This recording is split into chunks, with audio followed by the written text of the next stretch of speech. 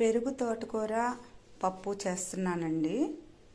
పెరుగు తోటకూర ఫ్రెష్గా బాగా కడిగి శుభ్రంగా 2-3 సార్లు కడిగి పక్కన పెట్టుకున్నానండి.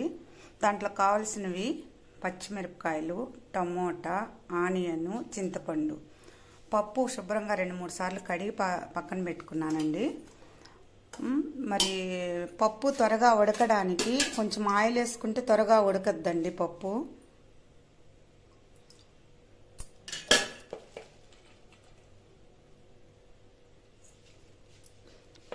కుక్కర్లో అన్నీ పెట్టేసుకోవాలండి. కడిగి పెట్టుకున్న పెరుగు తోటకూర,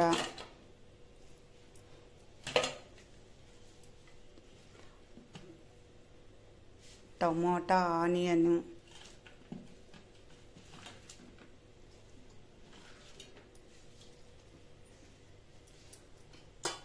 కొంచెం కారం అండి, కొంచెం పసుపు, కొంచెం కారం, కొంచెం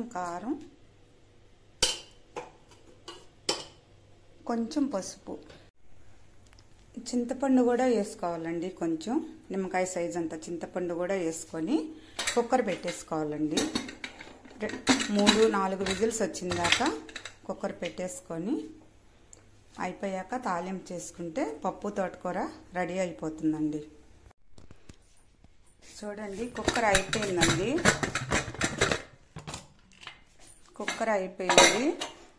ఇంకా ఎనుపుకొని తాలింపు వేసుకోవడమే. కరివేపాకు, ఎండుమిరపకాయ, ఆనియను, తాలింపు గింజలండి. నేను మా అమ్మకి హార్ట్ ఆపరేషన్ అయ్యి ఉందండి, అందుకని ఆలివ్ ఆయిల్ వాడుతున్నాను. హార్ట్కి మంచిది వాడమని చెప్పారు డాక్టర్స్, అందుకని ఆయిల్ తగ్గించుకొని వేసుకుంటున్నాను. కొంచెం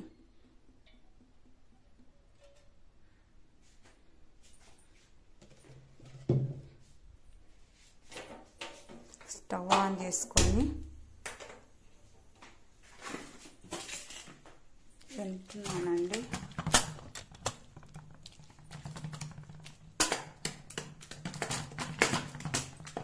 బాగా మెత్తగా ఉడిగిపోయిందండి. పెరుగు తోటకూర పప్పు తాలింపు వేసుకుంటే రెడీ అయిపోతుంది. ఆయిల్ వేడెక్కిందండి. ఆవాలు, శనగపప్పు, కొంచెం జీలకర్ర, ఆనియన్,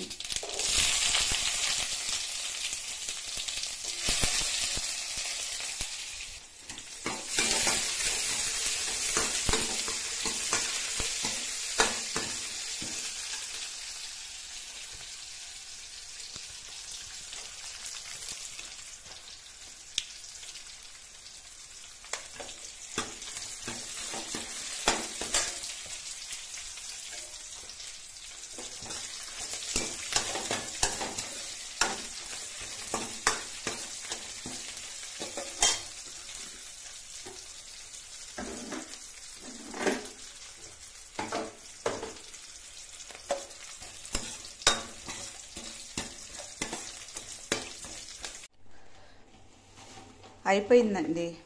పెరుగు తోటకూర పప్పు తాలింపు వేసేసాను, అంతా అయిపోయింది. ఇంకా వేడి వేడి అన్నంలో కొంచెం నెయ్యి వేసుకొని తింటే చాలా బాగుంటుందండి.